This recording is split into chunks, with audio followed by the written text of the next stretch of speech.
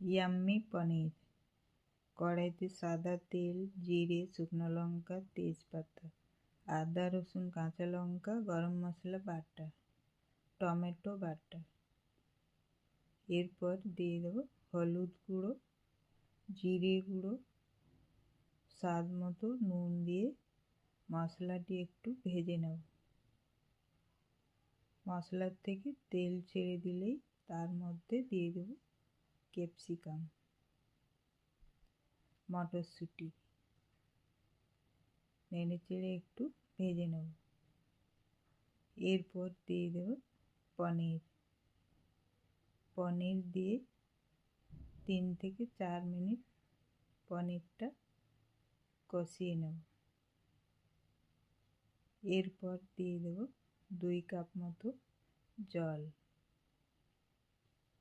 জল দিয়ে নেড়ে চেড়ে ঢাকা দিয়ে কিছুক্ষণ রান্না করব।